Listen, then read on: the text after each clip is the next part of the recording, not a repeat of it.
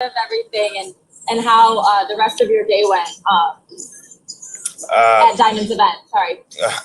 No, it was great. I'm very proud of the work that she's doing in the community, and I was just happy to be there to be a part of it and just help support in any way that I could. I told the story about me remembering when I was young and I had friends that used to squint all through school and they couldn't afford eyeglasses, and so and you don't think about it then, you just think about it as a way of life. Just not being privileged or not being able to afford those things, and you just deal with it. And now you come to understand that it actually handicaps your potential to a point. And so for us to actually witness one of our players that represents Chicago Sky partnering with One Side and with Oakley and helping correct those things that come as a privilege to others and not to some. I thought that was really big, and I thought it took a lot of class, and it just shows what kind of person she is. Definitely. I appreciate you revisiting yesterday. But as far as today goes, who will be the starting five? Sloot, Kyle Diamond, Candace, and Steph. Okay, cool. And then as you take on the Sun for the second straight, what adjustments were made, if any at all? And what adjustments, if any, were made? We have to be able to stay in front of the ball. That's going to be, one thing that's very key. I think we have to be a little bit more disruptive as far as not letting them catch the ball in their comfort zones.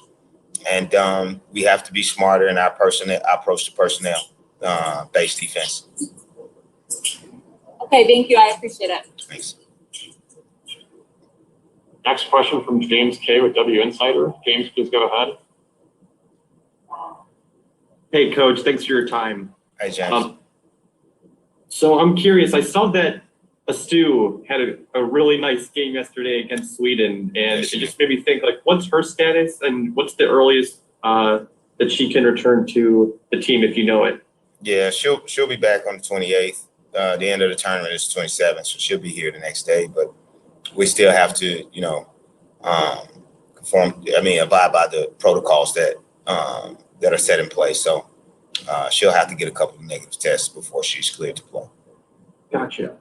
And one of the things that has really stuck out over the last couple of games is that Allie Quigley has really rejuvenated that second unit.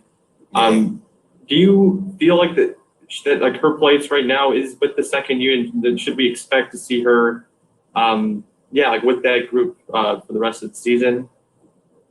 She gives us a person to play to, and we played Allie a lot. A lot of our offense is based on how she moves and stuff like that. So it's whoever she's on the floor with, she helps them by adding space. Thanks, Coach. Appreciate it. Next question from Noah Wilkes with Beyond Women's Sports. Hey, Coach, how you doing? Hey, Noah.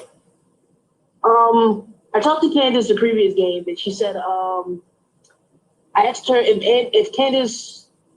analyst Candace can analyze Chicago Candace, what she said. She said, sometimes you guys go through scoring lows like droughts. What are some of the things that you would like to see your team do different today to prevent that?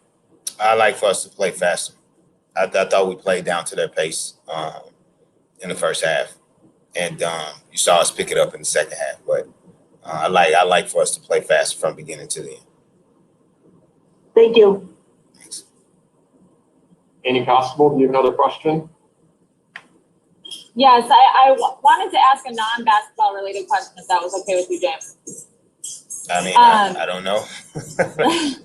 Well, you can let me know. My mom is doing fine, if that's what you want to ask. I'm glad to hear. But today is Juneteenth, which is obviously a critically important holiday to celebrate. But we're seeing across the country that, critical race theory is being taken out of schools and being banned from being taught in schools. And so I wonder, as a coach in this league, how you feel the WNBA has taken things from, you know, not being a performative stance, but rather an active stance in fighting for equality and equity versus, you know, again, some of the things we see across the country that is more performative. Oh, well, I'm proud of WNBA and what they've done. You know, our society here is just it's shameful. It's shameful for you know for a myriad of reasons that, you know, we celebrate. They want to give us a holiday and say, hey, you know, but it's you know, it's they make up this word called critical race theory, and where they justify not, you know, teaching Black American history or African American history because they don't want to apologize for what they did to African Americans. They just, you know, and you can tell they don't want to apologize because, you know, every time I go to DC, I see these monuments of people that just weren't good people. And, you know, we celebrate Columbus Day. Thanksgiving is one of the biggest holidays that we have. And it's, you know, those Columbus in particular and Thanksgiving, what does it actually celebrate? You know, it's people that lost their lives, you know, and I just think it's shameful. And the Juneteenth holiday, the passing of this can be seen as a distraction. I would prefer an apology. I would prefer that, you know, real progress is made by the Senate passing real laws that's going to affect Black and brown people, disenfranchised people, you know, anti-lynching bill, George Floyd's bill, everything that's on the table. I prefer that than to, you know, have this holiday.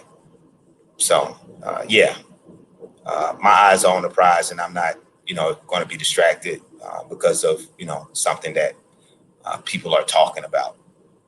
It's real progress needs to be made, and so yeah, it's shameful. Like it's shameful to me. So it is what it is.